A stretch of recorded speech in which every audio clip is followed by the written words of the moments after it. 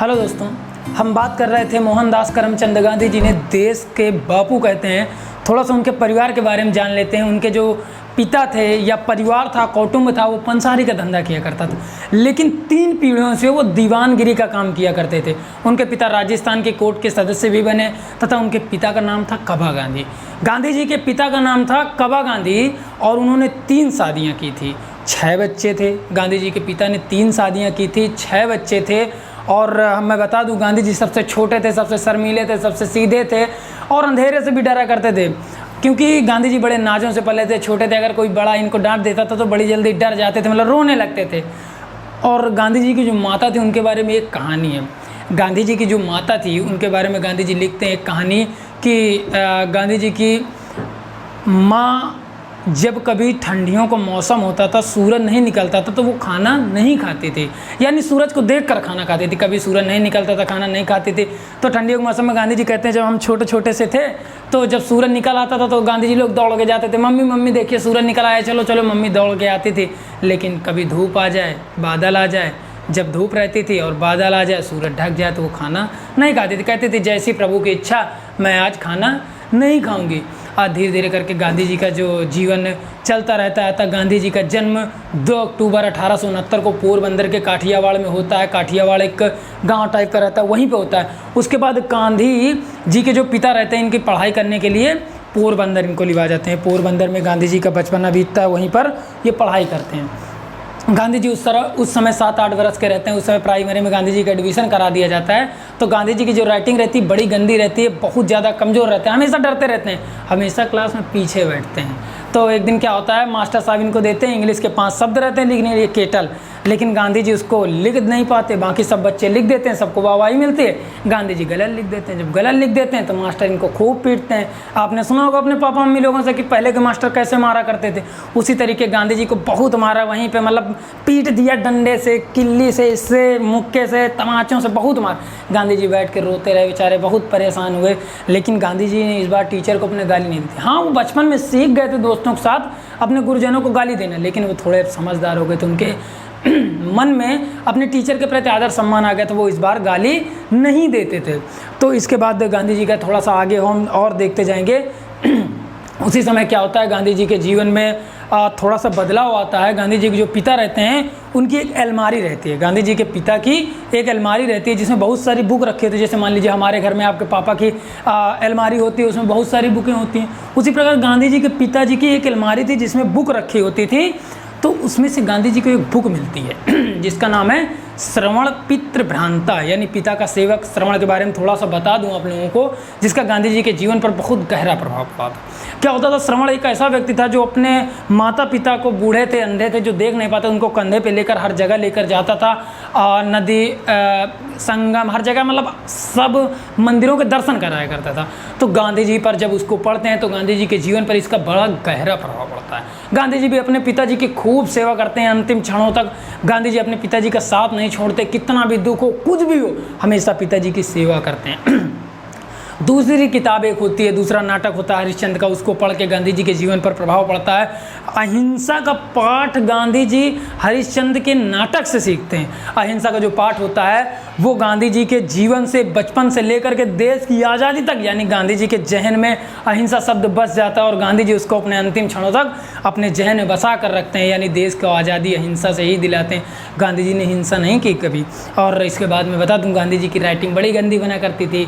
सो गांधी जी इसके पीछे कभी कभी मार भी खाते थे, स्कूल से भगा दिए जाते थे, बहुत ज़्यादा डांट भी खाते थे। तो गांधी जी को अफसोस भी होता था, लेकिन क्या करें, राइटिंग बिगड़ जाती थी, कभी लिख नहीं पाते थे।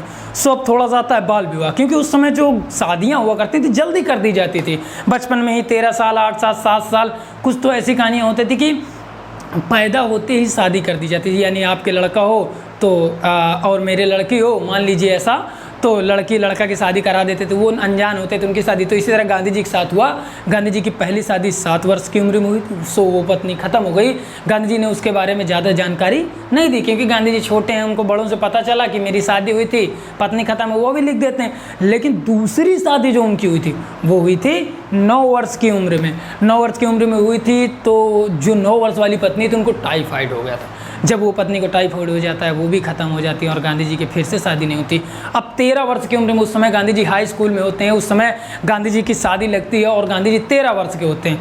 गांधी जी की जिस स्त्री से शादी लगती है उनका नाम होता है, या जिस लड़की से शादी लगती है उसका नाम होता है कस्तूरबा बाई गांधी, जो अंतिम क्षणों तक गांधी जी का साथ देती हैं। उस समय क्या होता था कि परिवार में बड़े पापा, चाचा, दादा, जितने भी परिवार के लड़के होते थे सबकी शादी एक साथ कर दी जाती थी। पता है आप लोगों क्यों? क्योंकि क्या होता था कि जितने कम लोग, मतलब एक बार में शादी कर दी जाएगी, पहली बात तो पैसे कम लगेगी, रिश्तेदार जितने होंगे, गेस्ट होंगे, एक बार आएंगे और ज़्यादा पैसा बर्बाद नहीं होगा। मतलब एक बार की सारी सेवाएं जितनी भी होती थी एक बार में पूरा निपटा दिया जाए, बार बार का झाम खत्म। मतलब बार बार की टेंशन, प्रॉब्लम्स सबसे निपटने के लिए एक बार शादी कर दी जाती थी। आप कितने में पढ़ते हैं, क्या पढ़ते हैं, कोई मतलब नहीं होता था। परिवार वालों का धर्म होता था कि शादी करना, बस वो शादी कर देते थे। सो आगे हम देखेंगे क्या होता था कि जैसे मान लीजिए आपकी हमारी शादी तय हो जाए तो घर के बड़े बुजुर्ग जो होते थे, भाभी लोग, दीदी, मम्मी लोग, सब लोग कभी कभी छेड़ दिया करती थी। कस ऐसे थोड़ा सा कर दिए तो आप लोग थोड़ा सा शर्मा जाते थे। गांधी जी क्या करते थे, पिताजी को देख के सिर नीचे कर लिया करते थे, सही से बात नहीं कर पाते थे, नज़रें नहीं मिला पाते थे। लेकिन जो घर के बुजुर्ग होते थे, भाभी लोग, बच्चों को समझा करके, यानी नादान बालक तो थे, उनको समझा करके भेजा जाता था कि परिवार में कैसे रखना है, परिवार को कैसे संभालना है, क्या होता है परिवार। मान लीजिए आपकी हमारी शादी हो जाए, जानते हैं परिवार क्या होता है? अरे यार परिवार क्या समझ थी उनको, नादान बालक थे, शादी हो जाती है, जैसे तैसे जीवन आगे बढ़ता जाता है। क्या होता है कि आगे हम देखते हैं थोड़ा सा, गांधी जी सोचते हैं कि यार मेरी पत्नी जो कस्तूरबा बाई गांधी रहती अनपढ़ रहती हैं, तो गांधी जी अपना पति तो समझते हैं और अपनी पत्नी यानी कस्तूरबा बाई गांधी को पढ़ाते हैं, मतलब कि उनको सिखाते हैं। गांधी जी पढ़े लिखे रहते हैं तो कहते हैं कि थोड़ा सा पढ़ा दिया जाए और उनको पढ़ाते हैं। आगे हम देखेंगे पतित्व। पतित्व यानी पति के पत्नी के प्रति कर्तव्य या धर्म क्या होते हैं। तो क्या मैं बता दूं, थोड़ा सा बताता हूं आपको। गांधी जी को उस समय पता तो था नहीं कि पतित्व क्या होता है या पत्नी की सेवा कैसे की जाती है, कितने धर्म होते हैं, क्या क्या प्रॉब्लम्स उठानी पड़ती हैं। मान लीजिए आपकी हमारी शादी हो जाती है, क्या पता यार परिवार कैसे चलता है। तो क्या होता था, गांधी जी उस समय पतित्व को यानी परिवार को समझने के लिए, पति के पत्नी के प्रति धर्म क्या होते हैं इसको समझने के लिए बहुत सारी बुक्स पढ़ी और उस पर थोड़ा सा अमल करने की कोशिश की। तो धीरे धीरे करके थोड़े से विचार मिलने लगे। लेकिन क्या होता है, दोनों नादान बालक थे, छोटे छोटे से थे, 13 वर्ष 10 वर्ष की उम्र थी। तो क्या होता था, दोनों के विचार नहीं मिलते थे या दोनों की सोच अलग अलग थी। एक थे जो अंधेरे से डरते थे, दूसरी थी कहीं भी चली जाती थी, अंधेरे में जाना है, अकेले सोना है, कुछ भी करना है, वो डरती ही नहीं थी, जो थी कस्तूरबा बाई गांधी। और गांधी जी अंधेरे से डरते थे। तो एक बार क्या होता था, कभी कभी थोड़ी सी नोक झोंक हो जाया करती थी, झगड़ा हो जाता था, गांधी जी मार देते थे, वो रोने लग जाती थी। तो गांधी जी क्या करते थे, लगता है उनको जब लगा यार गलत कर दिया तो उनको मना करके ले आते थे, धीरे धीरे करके मनाते थे, झगड़ा होता था, दोनों के नटखट जीवन इसी तरह स्टार्ट होता है। आगे हम देखेंगे हाई स्कूल। गांधी जी उस समय हाई स्कूल में होते हैं। तो शादी के समय गांधी जी हाई स्कूल में होते हैं, उनका 1 साल बर्बाद हो जाता है। गांधी जी जब हाई स्कूल में होते हैं, उनकी शादी कर दी जाती है, तो गांधी जी का 1 साल बर्बाद हो जाता है। परिवार वालों से ये कोई मतलब नहीं था, आप कितने में पढ़ते हैं, क्या करते हैं, कैसे हैं, कोई मतलब नहीं। आपकी पढ़ाई बर्बाद हो, कुछ हो, उस समय ज़्यादा ध्यान नहीं दिया जाता था। केवल उनको अपना धर्म समझते थे, शादी कराना सो करा दिया करते थे। तो उस समय क्या था, गांधी जी का जो एक परिवार में थे, उनके बड़े पापा के लड़के, उनके साथ शादी हुई, तो उनका भी हाई स्कूल बर्बाद होता है। तो एक क्या होता है उनके साथ फिर दोबारा हाई स्कूल करते हैं। दोबारा हाई स्कूल करते हैं तो उनके स्कूल में हेड मास्टर जो रहते हैं तो वो संस्कृत पढ़ाया करते हैं। गांधी जी संस्कृत उनका विषय रहता है, लेकिन इनको संस्कृत पसंद नहीं आती, लिखते भी नहीं अच्छे थे, राइटिंग नहीं अच्छी बनती थी। संस्कृत लिखते थे तो लग रहा मलयालम लिख रहा है। सो गांधी जो संस्कृत के टीचर थे थोड़े कड़े थे, तो गांधी जी के जो दोस्त थे उन्होंने बताया कि जो फारसी के टीचर है वो बहुत अच्छा पढ़ाते हैं, मतलब कि आपको 1 बार नहीं 10 बार नहीं 100 बार समझाएंगे, और संस्कृत के टीचर आपको डांट देते हैं। तो गांधी जी थोड़ा बहकावे में आते हैं और जो फारसी वाले टीचर रहते हैं उनके रूम पे चले जाते हैं, मतलब पढ़ने के लिए। जब संस्कृत वाले टीचर देखते हैं कि यार ये मेरा शिष्य कहाँ चला जाता है तो उनको दुख होता है। गांधी जी को बुलाते हैं, समझाते हैं कि बेटा तुझे नहीं समझ में आता, मैं तुझे समझाऊंगा, यहाँ नहीं समझ में आता तू घर आ मेरे, लेकिन 10 बार समझ, अगर तू भागेगा तुझे कभी नहीं समझ में आएगा। गांधी जी को समझाता है और गांधी जी थोड़ा सा समझते हैं। जब गांधी जी क्लास में बैठते हैं, जब वहाँ नहीं समझ में आता तो गांधी जी घर जाते हैं। आज गांधी जी बताते हैं कि आज मैं जितनी संस्कृत जानता हूँ, दक्षिण अफ्रीका, इंग्लैंड में जहाँ भी उनको संस्कृत का थोड़ा सा भी काम पड़ता है, तो बताते हैं आज मैं जितना सीख सका हूँ, जो भी हूँ, मेरे मास्टर साहब की देन है। वही मास्टर जिससे गांधी जी चुरा करके अपना समय भाग जाते थे कि यार ये मास्टर साहब फारसी नहीं अच्छी पढ़ाते। इस प्रकार जो मास्टर होते हैं धीरे धीरे समझाते हैं, जात धर्म सब चीज़ें के बारे में बताते हैं। बेटा तू काहे दूर जा रहा है, तेरी जाति धर्म, अपने वंश, अपनी परंपरा का उल्लंघन करके फारसी सीखने जा रहा है। इस तरह गांधी जी के मन विचार बदलते हैं और गांधी जी संस्कृत की ओर लौट जाते हैं। इसके बाद हम देखेंगे गांधी जी का दुख प्रसंग। भाई सबके जीवन में दुख प्रसंग होता है, सो थोड़ा सा दुख प्रसंग हम देख लेंगे। गांधी जी जब हाई स्कूल में रहते हैं तो क्या होता है,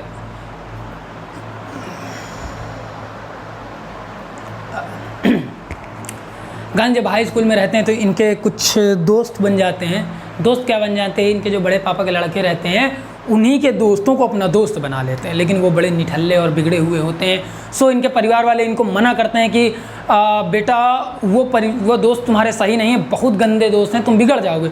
सो गांधी जी उनको ये सांत्वना देते हैं कि जब मैं अच्छा हूँ, मैं बिगड़ा हुआ नहीं हूँ, तो तुम्हें क्या प्रॉब्लम है, मैं उन्हें सुधार दूंगा, मैं सही हूँ, किसी की हिम्मत नहीं कि मुझे बिगाड़ सके। लेकिन गांधी जी लिखते हैं कि जब बुरी आदतें होती हैं ना तो उनका लोगों पर असर जल्दी पड़ता है, बुरी आदतों का असर जल्दी पड़ता है। सो गांधी जी पर पड़ा। गांधी जी क्या करते थे, धीरे धीरे करके उन दोस्तों के साथ मिले, दोस्ती की और मांस मदिरा सीख गए। जब मांस मदिरा सीख गए धीरे धीरे करके, गांधी जी मांस खाने लगे। केवल गांधी जी के मन में इतनी चाहत थी कि दोस्तों ने बता दिया कि अगर आप मांस मदिरा खाएंगे तो आप अंधेरे से नहीं डरेंगे, कहीं भी चले जाएंगे, देश को आज़ादी दिला सकेंगे, दौड़ेंगे तेज, क्योंकि गांधी जी कमज़ोर थे इन सब चीज़ों में। सो गांधी जी ने मांस मदिरा स्टार्ट कर दिया और धीरे धीरे करके नदी किनारे जा करके कहीं बना करके खाते थे। ज़्यादा पैसे तो हुआ नहीं करते थे, तो ही 3 बार ये हो पाया। लेकिन एक बार गांधी जी ये बात अपने घर में कभी नहीं बताते, क्योंकि इनके जो परिवार था, माता पिता थे, वैष्णव वंश से थी। तो इनको लगा कि अगर मैं अपने माता पिता जी को ये बात बता दूंगा तो उनकी अनजाने में मौत ना हो जाए, मैं अपने माता पिता का कातिल ना बन जाऊँ। सो बहुत दुख होता है। दूसरा दुख प्रसंग गांधी जी अपनी बुक नोट्स में लिखे हैं, मतलब पॉइंट वाइज पॉइंट, सो मैं भी पॉइंट वाइज बता रहा हूँ, आप लोग समझें।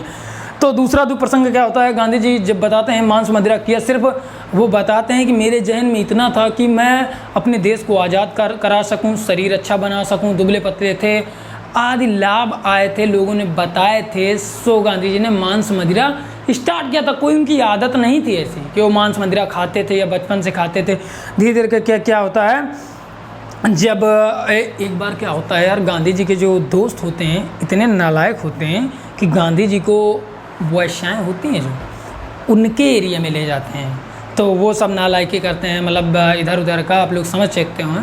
तो गांधी जी वहीं बाहर बैठे रहते हैं, कहते हैं ना मैं कान पकड़ता हूँ, हाथ जोड़ता हूँ, मुझसे ये नहीं हो पाएगा।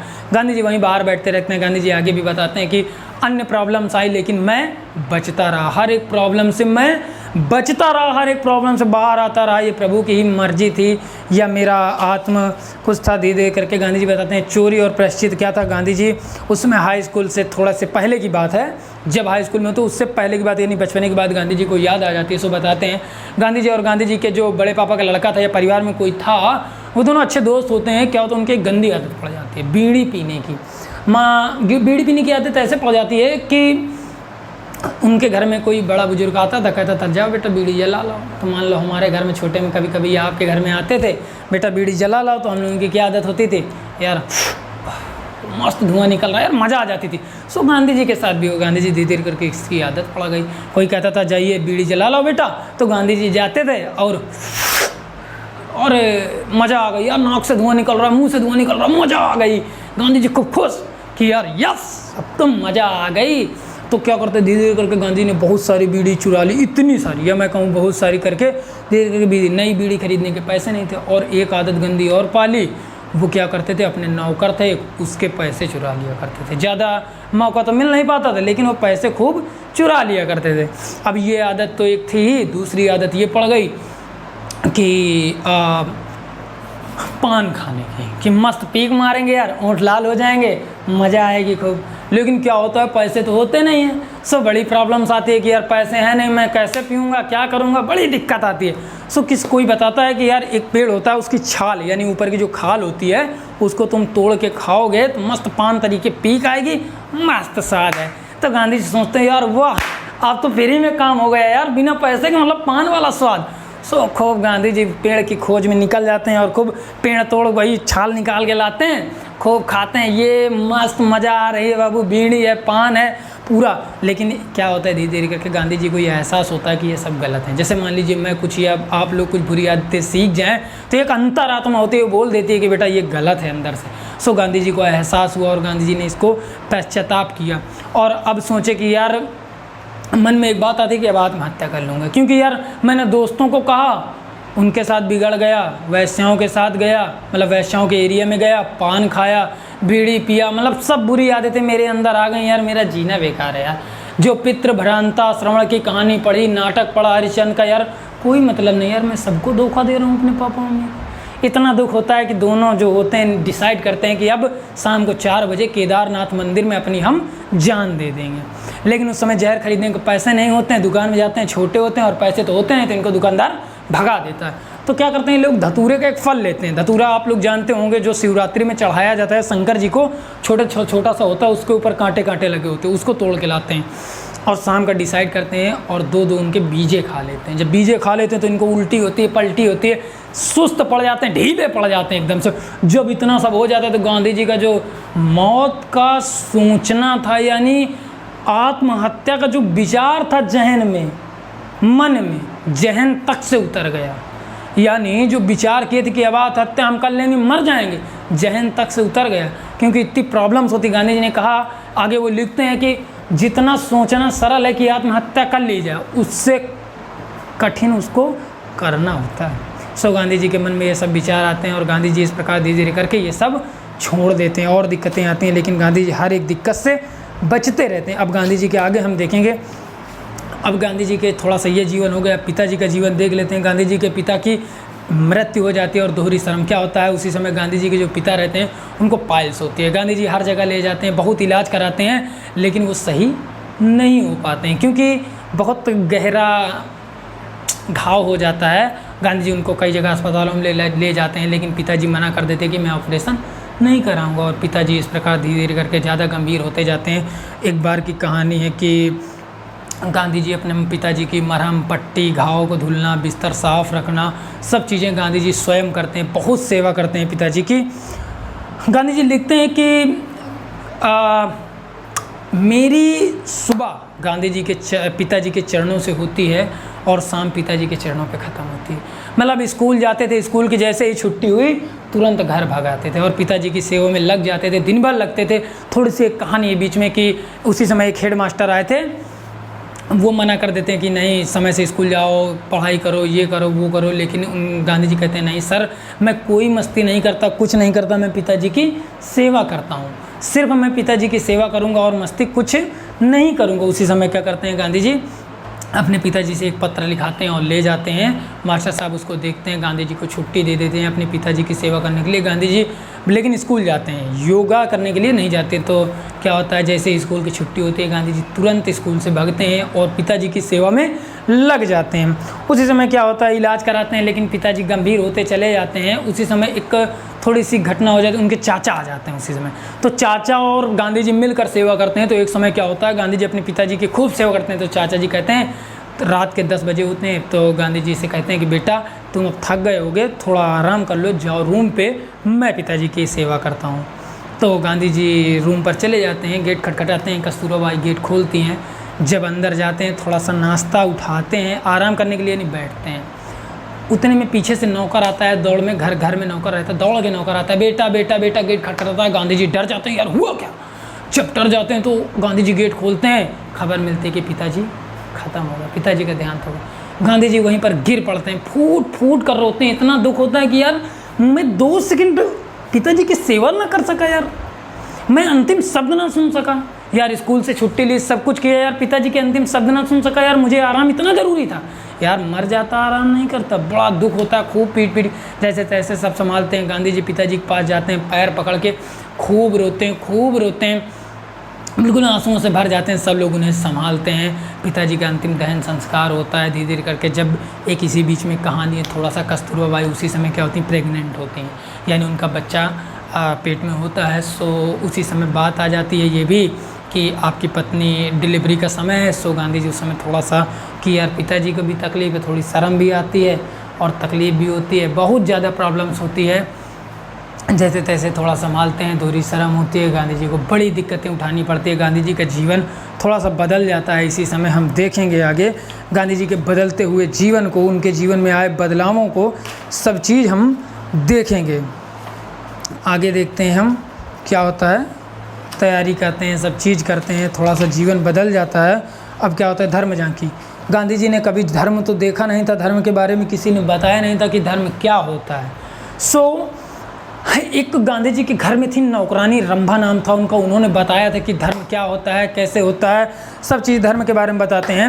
रामायण अच्छी तरीके सब चीज़ों के बारे में जानकारी दी थी। गांधी जी के घर के पास एक छोटा सा मंदिर होता है, उसमें एक पुजारी की एक कहानी थी, सो मैं बता दूँ। गांधी जी इसको लिखते हैं कि जो पुजारी होते हैं उनके एक बार हाथ में कोढ़ हो जाता है। कोढ़ यानी हाथ जो गल गल के निकलने लग जाता है, मान सही नहीं होता। तो उनकी कहानी थी, हनुमान जी का मंदिर था या किसी और भगवान था, मुझे सही से याद नहीं है।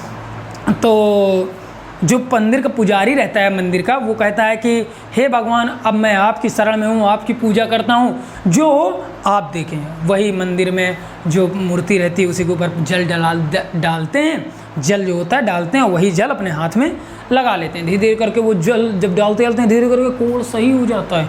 गांधी जी देखते हैं, अरे वाह, भगवान होता है सच में। गांधी जी इतना खुश हो जाते हैं। धीरे धीरे करके गांधी जी उनके पास जाने लगते हैं, जो पंडित होते हैं गांधी जी से अच्छे से मिल जाते हैं। गांधी जी को रामायण, महाभारत, जितने भी हिंदी के ग्रंथ होते हैं, मतलब हिंदू धर्म के ग्रंथ होते हैं, उनके बारे में गांधी जी को अच्छी सी जानकारी देते हैं, अच्छे से समझाते हैं। गांधी जी कहते हैं जब वो मुझे बताते थे तो बड़ा रस आता था, बड़ा आनंद आता था, मैं बड़ा मन से समझता था और पूरा जैसे याद जैसे हो जाता था। धर्म के मार्ग पर, अहिंसा के मार्ग पर चलना उन्हीं ने सिखाया था। अब धीरे धीरे करके गांधी जी का उम्र बीतती जाती है, 10 पास कर लेते हैं। अब विलायत जाने का समय यानी विदेश जाने का समय आ जाता है। गांधी जी 1887 में मैट्रिक की परीक्षा पास कर लेते हैं। उसके बाद क्या होता है कि अब गांधी जी का हम देखेंगे जीवन उस ओर जा रहा होता है, महापुरुष बनने की ओर। आप लोग ध्यान दीजिएगा थोड़ा सा। तो मैट्रिक की परीक्षा पास करते हैं। उस समय क्या होता है, गांधी जी उसी भाई से अपने बोलते हैं कि चलो थोड़ा सा देख लेते हैं, थोड़ा सा घूम लेते हैं, अपने देश के बारे में थोड़ा सा मुंबई वगैरह घूम लेते हैं। तो उनके मना कर देते हैं। गांधी जी वहाँ अकेले हर जगह घूमते हैं, हर चीज़ को देखते हैं, जानते हैं, समझते हैं। तो बड़ी इच्छाएं होती हैं मुंबई में। सामल परिवार वाले लोग कहते हैं कि अब तुम 12 की परीक्षा यहीं मुंबई से सामल दास इंटर कॉलेज से कर लो, बाहर नहीं जाना विदेश। तो उसी समय क्या होता है, इनके परिवार के एक सलाहकार होते हैं, जैसे सबके परिवार में होते हैं भाई, कोई सलाहकार है, कोई कुछ है, तो सबके एक सलाहकार होते हैं। वो आते हैं गांधी जी के परिवार में, समझाते हैं कि यार इसको विदेश भेज दो, वहाँ जाएगा, मैट्रिक कानून की पढ़ाई करेगा, बैरिस्टर बन जाएगा और अच्छा सा पैसा कमाएगा, मतलब मस्त पैसा कमाएगा, नाम होगा, ये होगा, वो होगा। जब ये बात थोड़ी सी कान में पड़ जाती है तो गांधी जी तो उत्साह से भर जाते हैं कि यार विदेश जाने को मिलेगा, मतलब मन खुश, यार मुझे मान लो विदेश जाने का मौका मिल जाए या आप लोगों को मिल जाए तो मन ये विदेश जा रहे हैं। उस समय गांधी जी को विदेश जाने का मौका मिला और धीरे धीरे करके बात आ जाती है। तो जोशी जी रहते हैं, वो कहते हैं कि आप टेंशन ना लें, मैं विदेश में उनका परिचय गांधी जी करा दूंगा, सबसे मिलवा दूंगा, सब बातें बता देते हैं। तो उस समय गांधी जी के परिवार में ज़्यादा पैसे नहीं थे, तो चाचा एक होते हैं दादा, ये राजकोट में रहा करते हैं, पोरबंदर में। तो गांधी जी उनके पास जाते हैं मदद के लिए। उस समय ट्रेन तो चलती नहीं, ट्रेन तो चलती है लेकिन जहाँ गांधी जी रहते हैं वहाँ नहीं चलती, पोरबंदर के बीच नहीं चलती है, बाकी थाने, मुंबई थाने के बीच चलती है। 1857 में ट्रेन चली थी, लेकिन गांधी जी का जो 87 इस समय चलती थी, लेकिन वहाँ नहीं चलती थी। सो गांधी जी कहीं पैदल गए, कहीं गाड़ी से गए, बैलगाड़ी से गए, 4 दिन लगते हैं। जब पहुँचते हैं तो उनसे बात करते हैं, वो समझाते हैं कि बेटा कुटुंब से बाहर जाना, समुद्र के पार जाना, रीति रिवाज को पार करना काफ़ी।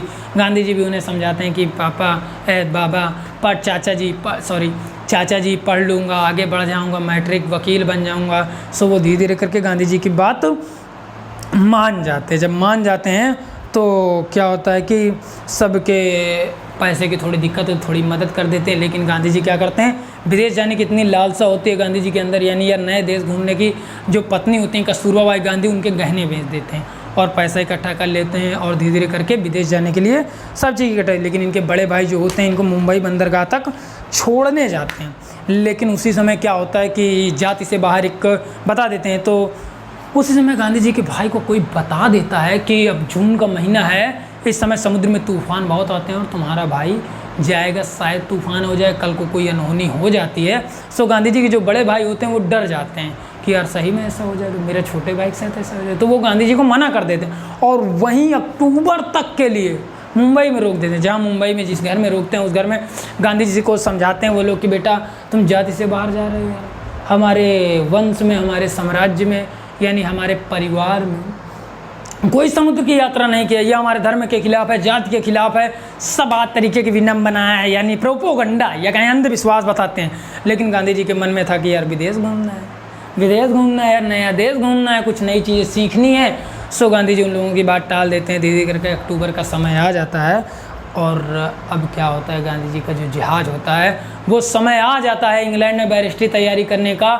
जब गांधी जी मुंबई बंदरगाह से रवाना होते हैं, गांधी जी की उस समय उम्र होती है 18 वर्ष की, और गांधी जी इस तरह चलते थे। 1888 के 4 तारीख जून में जहाज़ बापू का रवाना होता है विदेश के लिए।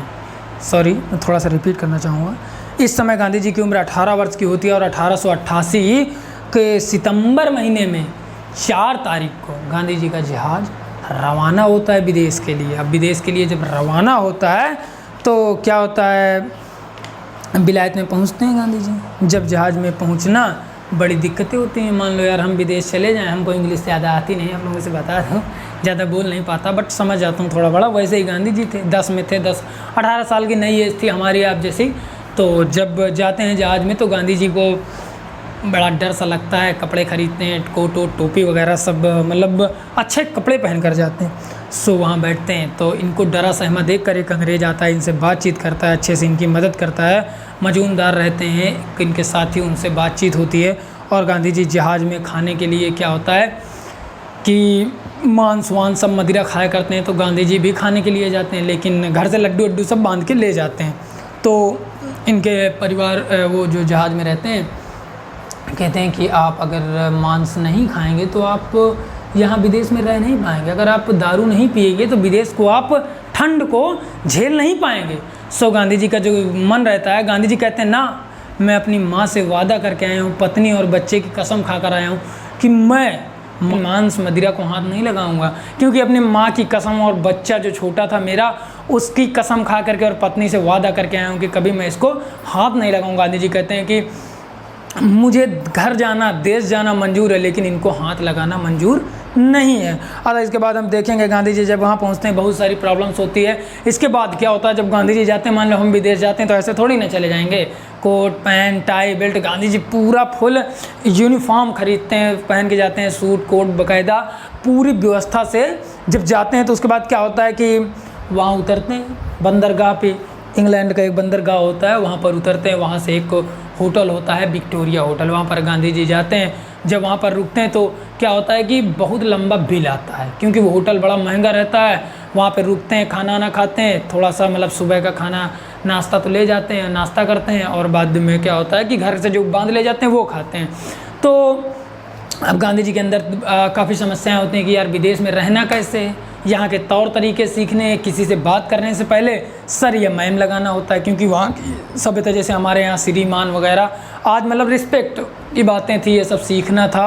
आगे हम देखेंगे गांधी जी कहते हैं कि विदेश में बिल्कुल नहीं अच्छा लगता था, क्योंकि वहाँ पर कोई अपना नहीं था, सब पराए थे, सब जी सर यस सर कहते हैं, कोई अपना नहीं होता, कोई बात करने के लिए नहीं होता। लेकिन गांधी जी को वहाँ 3 साल बिताए थे। मान लीजिए आप कहाँ इलाहाबाद या कानपुर कहीं आप पढ़ाई करने के लिए बाहर जाते हैं, होते तो बहुत लोग हैं वहाँ, लेकिन बात कोई नहीं करता है, बड़ा अकेला फील होता है। वैसे गांधी जी को यहाँ तो हम अपने देश में पढ़ाई करने के लिए जाते हैं, गांधी जी विदेश में जाते हैं पढ़ाई करने के लिए, वहाँ उन्हें एकदम अकेला फील होता है, बड़े मायूस होते हैं। लेकिन अब वकालत करनी थी, समस्याएं थी, सबसे वादा करके आए थे। सो 3 साल गांधी जी अब लंदन में या इंग्लैंड में बिताते हैं। अब आगे देखेंगे, गांधी जी कहते हैं कि मेरी पसंद, जब लंदन पहुंच जाते हैं तो वहाँ पर गांधी जी की कई चीज़ें होती हैं, मेरी पसंद की होती हैं, खाने में हो गया और चीज़ों में हम देखेंगे। तो डॉक्टर मेहता रहते हैं, वो गांधी जी को इंग्लिश बोलना सिखाते हैं, मांस के लिए कहते हैं कि आप मांस खाइए, नहीं सर्वाइव नहीं कर गए। तो गांधी जी फिर वही बात कहते हैं कि मैं अपने माँ बाबू जी सबसे पत्नी से वादा करके आया हूँ कि मांस नहीं खाऊंगा, मुझे घर जाना मंजूर है लेकिन मांस खाना मंजूर नहीं। अपने बच्चे की कसम खा कर आए हूँ, आज चीज़ें बताते हैं और मांस खाने के लिए मना कर देते हैं। वो गांधी जी को इंग्लिश बोलना सिखाते हैं धीरे धीरे करके। गांधी जी की जब गांधी जी की एक ये कमी हो जाती है कि जब भारत के बंदरगाह यानी मुंबई के बंदरगाह से जब इंग्लैंड जाते हैं तो ये रास्ते में ध्यान नहीं देते तो इनको दाद हो जाती है, खूब खुजली होती है, परेशानी होते हुए खारे पानी से नहा लेते हैं, बड़ी प्रॉब्लम्स उठानी पड़ जाती है शुरू में। जब इसके बाद क्या होता है कि खाना आता है तो ये गांधी जी दोपहर का खाना खा लिया करते हैं, दोपहर नाश्ता करते हैं, शाम को खाना खाते हैं, सुबह का खाना नहीं खाते ताकि पैसे कम लगे, बचत कम हो। आज चीज़ें हम देखेंगे, चलना धीरे धीरे अन्नाहार यानी सादा भोजन। गांधी जी सादा भोजन क्या था, मतलब शाकाहारी भोजन स्टार्ट कर देते हैं और उसके विषय में कई पुस्तकें पढ़ते हैं कि शाकाहार से क्या फ़ायदा होता है, कैसे होता है। तो एक बुक होती है, उसमें लिखा होता है कि केवल मांस खाने से व्यक्ति बाहुबल नहीं होता है, आप सादा खाना खाकर भी बाहुबल बन सकते हैं। बस ये होता है कि आप टाइम से नहीं खाते, ये होता है, वहम होता है, चीज़ें उसमें लिखी होती है। और गांधी जी फिर उस बुक को पढ़ते हैं। इसके बाद क्या होता है कि गांधी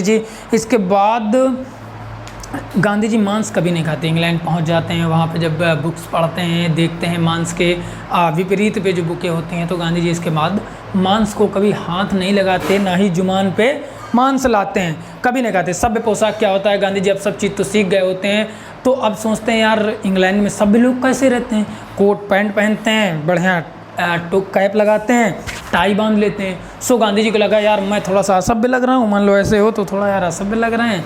तो गांधी जी सभ्य बनने के लिए क्या करते हैं, कोट पैंट खरीदते हैं, एक टाई बांधना सीखते हैं, उसके बाद एक सोने की चैन भी खरीदते हैं, घड़ी भी खरीदते हैं, मतलब पूरा उस देश की संस्कृति को यानी वहाँ के हिसाब से सभ्य बनने का पूरा प्रयास करते हैं। इसके बाद क्या होता है, गांधी जी सोचते हैं यार यहाँ के लोगों को डांस आता है, सभ्य लोग डांस भी सीखते हैं। तो गांधी जी डिस्को जाते हैं, वहाँ डांस सीखते हैं, 1500 रुपया दे करके डांस सीखते हैं। लेकिन धीरे धीरे लगता है यार फिजूल खर्ची ज़्यादा हो गई, पैसे यार ज़्यादा बर्बाद हो रहे हैं मेरे, तो डांस वांस सब बंद कर देते हैं। कुछ समय तक मन लगा के पढ़ाई भी करते हैं गांधी जी आगे। जब गांधी जी की पढ़ाई होती रहती है, लेकिन जो पोशाक होती है सभ्य पोशाक जिसको, वो बनी रहती है। गांधी जी की सभ्य पोशाक हमेशा के लिए बनी रहती है, उसे गांधी जी कभी नहीं बदलते। आगे हम गांधी जी के बदलते हुए जीवन को देखेंगे। फेर फार यानी गांधी जी के जो बुक्स है यानी सत्य के प्रयोग काफ़ी सारे पार्ट्स में बटी हुई है, सो मैं आपको पार्ट्स में बताऊँगा। फेर फार क्या होता है, गांधी जी नए में जाते हैं भाई, तो फेर फार क्या होता है, गांधी जी शुरू में खर्च बहुत हो जाता है कि ज़्यादा पैसे खर्च हो जाते हैं, दोस्तों के चक्कर में खर्च हो जाते हैं, लेकिन होटल में खर्च हो जाता है। तो ये होता था गांधी जी जिस कॉलेज में एडमिशन करवाते हैं वहाँ पे क्या होता है कि बहुत सारे दोस्त, मान लो जब हमारे कॉलेज में आप बाहर पढ़ने जाते हैं यूनिवर्सिटी में, तो लड़कियाँ भी काफ़ी दोस्त बन जाती हैं। तो जब लड़के लड़कियों के साथ जब बाहर जाते हैं तो ऐसा होता था कि लड़के ही बिल पे किया करते थे, लड़कियों को बिल नहीं पे किया जाता। तो उस समय क्या होता था कि गांधी जी भी गांधी जी के साथ कोई जाने के लिए तैयार होती नहीं थी, क्योंकि गांधी जी बड़े शर्मीले नटखट थे। सो गांधी जी के साथ जाने के लिए कोई तैयार नहीं होता था। जैसे तैसे एक जाए, दोस्तों ग्रुप होता था, तो गांधी जी को पूरा खर्च देना पड़ता था। जब पूरा खर्च देना पड़ता तो लगा गांधी जी को यार ज़्यादा पैसे लग रहे हैं क्या, बड़ी प्रॉब्लम्स होती। तो गांधी जी थोड़ा सा बदल करते हैं, नाच का शौक, आज चीज़ें देखते हैं सब गांधी जी। इसके बाद क्या करते हैं, अब गांधी जी रूम बदल लेते हैं कि यार सारे दोस्तों को छोड़ देते हैं, रूम बदल लेते हैं। सोचते हैं गांधी जी वहाँ रूम बहुत बदला करते थे कि रूम बदलेंगे, किराया कम लगेगा, और पैदल खूब चला करते थे ताकि कार या गाड़ी में जाने का पैसा ना लगे। इस प्रकार गांधी जी पैसा बचाया करते हैं और होटल बदलते रहते हैं। परीक्षाएं होते हैं, गांधी जी पहली परीक्षा में पास हो जाते हैं। गांधी जी के जो कॉलेज रहता है उसमें हर 3 महीने में पास होते रहते हैं। खुराक के प्रयोग, गांधी जी इसीलिए सत्य का प्रयोग नाम देते हैं अपनी बुक का, क्योंकि अब खुराक के प्रयोग करते हैं। क्या होता है, कुछ पुस्तकें पढ़ते हैं अन्य आहार के बारे में, तो गांधी जी के मन में प्रभाव पड़ता है और ये खुराक यानी अपने भोजन के बारे में प्रयोग करने लगते हैं। कभी सादा भोजन, चाय वाय, कॉफ़ी, सब चीज़ों में प्रयोग करने लग जाते हैं। अब हम देखेंगे गांधी जी के जीवन के बारे में आगे। गांधी जी अंडा, दूध वगैरह स्टार्ट करते सब क्या करते हैं, छोड़ देते हैं। जब वो बुक पढ़ते हैं अन्नाहार वाली, तो दूध छोड़ देते हैं। तो जब गाय का दूध छोड़ देते हैं तो उनको लगता है कि यार भैंस के साथ अपमान हो रहा है, तो गांधी जी भैंस का दूध भी छोड़ देते हैं। मांस तो पहले से ही नहीं खाते, अंडा भी छोड़ देते हैं। अब जितनी प्राकृतिक चीज़ों से नुकसान होता है, गांधी जी को लगता है कि यार जितनी भी प्राकृतिक चीज़ों को नुकसान होता है, अगर नहीं खाता हूँ, तो गांधी जी उन सब चीज़ों को छोड़ देते हैं और गांधी जी का जीवन बदलता जाता है, बहुत ज़्यादा बदलता है। वहीं पर गांधी जी क्या करते हैं, एक अन्नाहार यानी सादा यही शाकाहारी भोजन वाली एक कमेटी बना लेते हैं। समझ रहे हैं आप, एक कमेटी बना लेते हैं। वहाँ पर मतलब एक गठन हो जाता है कि जैसे कॉलेज में भाई हम मांस नहीं खाते या आप नहीं खाते, तो एक ग्रुप बना लेंगे कि हमें मांस नहीं खाना, जैसे पार्टी वार्टी हुई, हमें मांस नहीं खाना, हमें शाकाहारी खानी, ये वो धीरे धीरे करके गांधी जी अब बना रहे थे अपना ग्रुप, वही अन्नाहार वाला, शाकाहार वाला। इसके लिए काफ़ी गांधी जी अनुमान प्रयत्न करते हैं सब चीज़ें। लज्जाशील क्या होता है, एक बार एक बार गांधी जी अन्नाहार की कमेटी बना लेते हैं। उसमें जब कॉलेज में फंक्शन वगैरह होता है तो उस पे भाषण भी देने के लिए गांधी जी को जब कहा जाता है, तो जब गांधी जी भाषण देने के लिए जानते हैं, तो आपको बता ही चुका हूँ कि गांधी जी कितना डरा करते थे। आंखों के सामने अंधेला छा जाता है, वहीं पैर थर थर थर कांपने लगते हैं, ऐसे ऐसे डोलने लग जाते हैं, वहीं गिर जाते हैं भड़बड़ा के। जब गांधी जी गिर जाते हैं तो सब लोग हंसने लग जाते हैं। बड़ा गांधी जी को दुख होता है कि यार मैं इतना पढ़ने आया विदेश से, बोल नहीं पाता हूँ यार। लेकिन गांधी जी फिर से उठ खड़े होते हैं, मतलब दोबारा कोशिश नहीं हारते, अपनी हिम्मत नहीं हारते और धीरे धीरे करके आगे बढ़ने लग जाते हैं। अब गांधी जी जब कमेटी बना लेते हैं, धीरे धीरे करके कहीं भी जाते हैं तो क्या होता है कि जब कहीं भी जाते हैं, होटल हो कहीं हो, सबसे पहले बात करते हैं कि भाई आपके होटल में अन्नाहार है यानी शाकाहारी भोजन है। अगर नहीं होता तो गांधी जी वहाँ नहीं खाते थे काफ़ी बार। इसकी वजह से इतने बार उच्च लेवल पर या काफ़ी बड़ी कमेटी बनाई, या चीज़ों से बहस हुई, काफ़ी लोगों से बातचीतें हुई। अब हम देखेंगे असत्य रूपी विष। देखेंगे असत्य रूपी विष। असत्य रूपी विष क्या था कि विदेश में ये था कि जितने भी हमारे भारत से जाया करते थे, जो भी रहने या वकालत करने या कुछ भी करने विदेश में जा, अपने आप को अविवाहित बताते थे, क्योंकि यहाँ जो शादियाँ होती थी बाल विवाह हो जाता था। जैसे गांधी जी की हो गई थी 13 वर्ष में और जल्दी जल्दी हो जाया करती थी। लेकिन विदेश में क्या था कि जो लड़की थी या लड़की या लड़का अपना वर या वधू यानी पति या पत्नी को जो खोजना होता था, वो लड़के या लड़की के ऊपर डिपेंड होता था। यानी मैं हूँ, आप हूँ, तो आप अपना साथी स्वयं ढूंढ ले, ऐसा कल्चर वहाँ पर विकसित था। तो क्या होता था, यहाँ के कुछ लोग होते थे भाई, अपने आप को अविवाहित बताते थे और वहाँ की जो लड़कियाँ होती थी उनसे दोस्ती कर लेते थे, उनके साथ घूमते थे, बियर पीते थे, मस्ती करते थे, मजाक करते थे, डांस करते थे, डिस्को करते थे।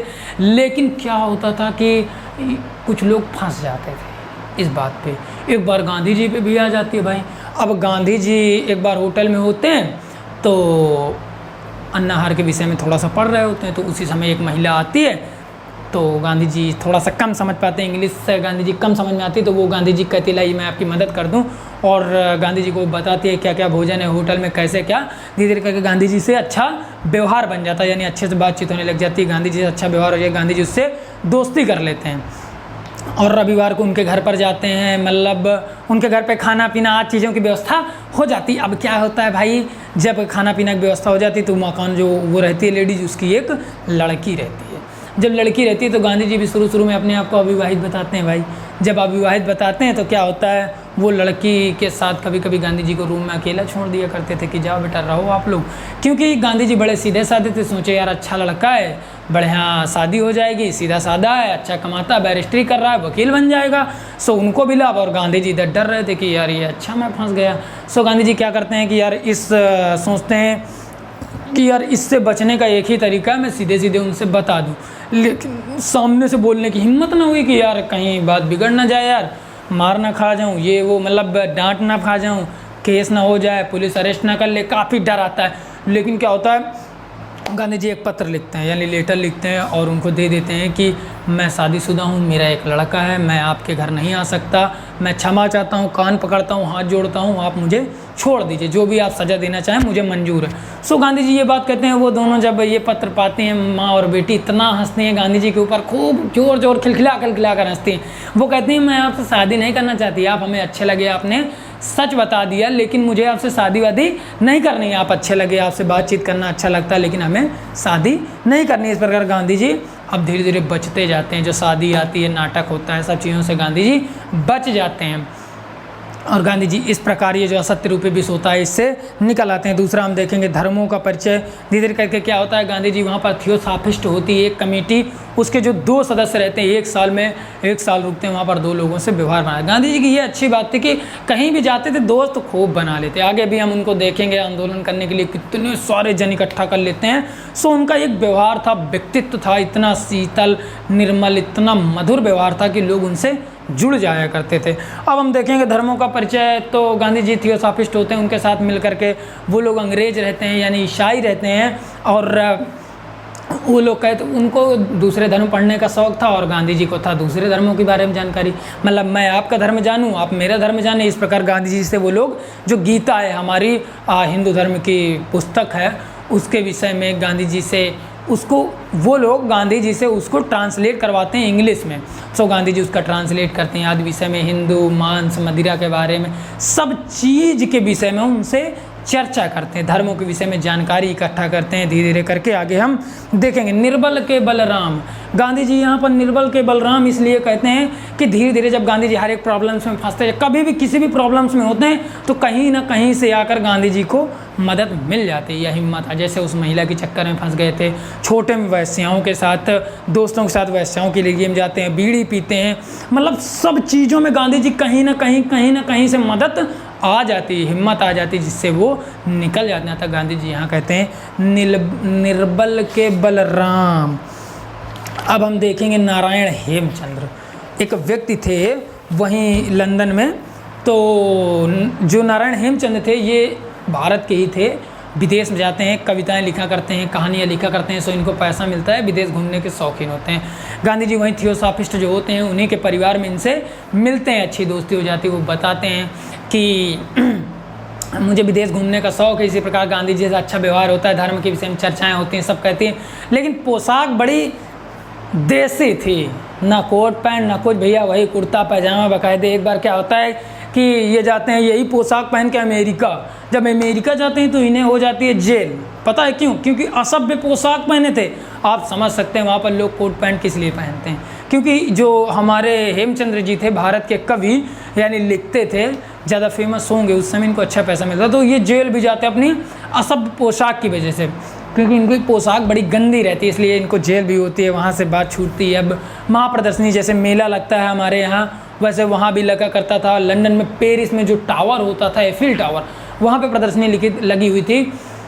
जब प्रदर्शनी लगती थी, लोगों का व्यवहार, लोगों से बातचीत करने का तरीका, सब चीज़ बदल जाया करता था। गांधी जी लिखते हैं कि सब अच्छे से बात किया करते थे, कोई किसी से झगड़ता नहीं था, कोई बातचीत नहीं होती, सब शांत रहते, सब एक दूसरे से प्रेम करते थे। गांधी जी वहाँ जाते हैं, 7 दिन रुकते हैं, सबसे मिलते हैं, सब जानकारी प्राप्त करते हैं, धार्मिक, राजनीतिक, सब चीज़ों की चर्चाएं करते हैं। और क्या होता है, गांधी जी बताते हैं कि एफिल टावर को कुछ लोग जो शहीद हुए थे उनकी याद में एफिल टावर बनाया गया है। सो गांधी जी कहते हैं कि कुछ लोग जो एफिल टावर है इसको कहते हैं कि मूर्खता का परिचय है, लेकिन कुछ लोग इसको महानता का परिचय बताते हैं। सो गांधी जी इसके विषय में जानकारी लेते हैं, वहाँ लोगों से मिलते हैं, सुंदर सुंदर लोग आते हैं, मतलब वहाँ गोरे लोग होते हैं, अच्छे लोग होते हैं, उनसे मिलते हैं, सब चीज़ जब घूम लेते हैं। अब आता है गांधी जी का बैरिस्टरी का समय, जब बैरिस्टर बन जाते हैं, 3रा साल होता है गांधी जी का। क्या कहते हैं वो, बैरिस्टर तो बने यानी वकील तो बने, अब आगे क्या।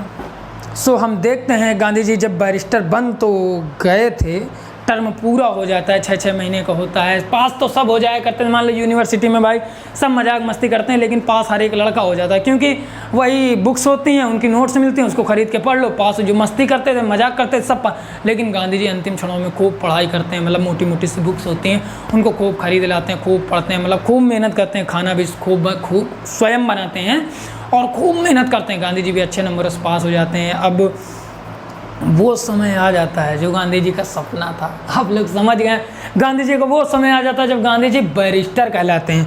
अतः गांधी जी को डिग्री मिल जाती है, सब चीज़ जल्दी जल्दी पार्टी रखते हैं, सब लोग कॉलेज में एक पार्टी रखते हैं कि यार मस्त बैरिस्टर बन गए। मान लो हम लोगों को जब फेयरवेल होता है कॉलेज में, या फ्रेशर होता है पार्टी, तो क्या होता है, फ्रेशर नए लोगों के लिए होते हैं, फेयरवेल जो निकलना होता है, तो अब गांधी जी निकलने वाले थे, वकील बन चुके थे। सो गांधी जी का पार्टी रखी जाती है। गांधी जी वहाँ पर जब जाते हैं तो मांसाहार नहीं खाते, ग्रुप बना लेते हैं, तो वहाँ पर सादा भोजन खाते हैं। गांधी जी लिखते हैं 10 जून 1891 को गांधी जी बैरिस्टर कहलाते हैं। वहाँ की हाई कोर्ट में जाकर के अपना पत्र देते हैं वकालत का कि मैं वकील बन चुका हूँ, मुझे मतलब मान लीजिए आप वकील बन जाते हैं, जब मैं बन जाता हूँ तो अपना एक पत्र लिख कर देना होता है कि मैं वकालत कर सकता हूँ इस न्यायालय में। उस प्रकार गांधी जी भी अपना पत्र लिख के देते हैं। और 1891 को गांधी जी 10 जून 1891 को बैरिस्टर कहलाते हैं, यानी वकील कहलाते हैं। घर वालों का सपना था, गांधी जी का सपना था, सो गांधी जी वकील बन जाते हैं। 10 जून को बन जाते हैं और 11 जून को भारत आना होता है। जब 11 जून को भारत आना होता है, गांधी जी वहाँ से पार्टी वार्टी ख़त्म करते हैं, टिकट बुक कराते हैं और भारत के लिए रवाना होते हैं। वकालत, गांधी जी ये तो कहते हैं कि यार वकालत तो सीख लिया, वकील तो बन गए, लेकिन वकालत नहीं आती। मान लो हमारे पास तलवार हो, कट्टा हो, बंदूक हो, चलानी नहीं आती। वही था गांधी जी के साथ, कि वकील तो बने लेकिन वकालत नहीं आती थी, क्योंकि ये किसी के सामने बोल नहीं पाते और वकीलों का काम होता है सबके सामने बोलना। आगे बहुत सारी दिक्कतें होती हैं, हम देखते हैं आगे आकर के। सो आइए देखते हैं गांधी जी की परेशानी। जब वकील तो बन जाते हैं लेकिन वकालत नहीं आती तो क्या होता है कि कोई कहता है कि आप इनके पास चले जाइए, उनके पास चले जाइए, मतलब हर जगह गांधी जी टहलाते हैं। जैसे मान लो कि यार आप रायचंद्र भाई के पास चले जाइए, इनके पास चले जाइए, फिरोज शाह हैं आप उनके पास चले जाइए, ऐसी बात आपको बता देंगे कि आप वकालत धाड़ धाड़ करने लगेंगे, सबसे फेस टू फेस बात कर सकेंगे, आपके अंदर इतनी हिम्मत जोश जगा देंगे। जब गांधी जी उनके पास दौड़ के जाते हैं तो वो 2 बुक्स का नाम बताते हैं कि आप पढ़ लीजिए अच्छी तरह, आपके ऊपर बहुत सारा असर पड़ेगा। बुक्स पढ़ते हैं गांधी जी लेकिन असर नहीं होता। भाई जो मन से डरा हुआ हो, हिम्मत टूट गई हो, वो कैसे बात कर सकता है? बुक्स से कभी कोई कुछ नहीं सीख सकता जब तक प्रैक्टिकल जीवन ना हो, लेकिन प्रैक्टिकल बुक्स में भी कोई बात आपको असर कर जाती है। सो गांधी जी सोचे यार ये भी करके देख लें, वो भी करके देख लें। फिरोज शाह से मिलते हैं, इसके बाद दुनिया का सब ज्ञान लेते हैं, सब चीज़ों से मिलते हैं, लेकिन वकालत नहीं सीख पाते। वकील बन जाते हैं, कानून रट लेते हैं, सब चीज़ रट लेते हैं, लेकिन जब ज़मीन पे उतरते हैं, यानी ज़मीन पे उतरते हैं तो वकालत गांधी जी नहीं कर पाते हैं। बड़ा दुख होता है कि यार इतना पैसा बर्बाद किया, 3 साल का समय बर्बाद किया, लेकिन वकालत नहीं आती यार। बड़ी प्रॉब्लम होती है। जहाँ गांधी जी का जहाज़ वहाँ से रवाना होता है, मुंबई पर उतरते हैं। जब मुंबई पर उतरते हैं तो इनके बड़े भाई बड़े खुश होते हैं कि भाई बैरिस्टर आ गया। गांधी जी कैप लगाए हुए, कोट पैंट पहने हुए उतरते हैं। बड़े भाई इनको लिवाने जाते हैं दौड़ के हर जगह। गांधी जी का नाश्ता, घर पर रूटीन बदल जाता है, सब लोग नाश्ता चाय वगैरह पूरी व्यवस्था की जाती है। गांधी जी उस समय वकील कहलाते हैं, लेकिन गांधी के अंदर थोड़ी सी झिझक थी, यानी डर था, कसक था मन में कि यार बैरिस्टर तो बन गए लेकिन बैरिस्टरी नहीं आती। बड़ी प्रॉब्लम थी, हम आगे उनकी प्रॉब्लम्स को देखेंगे।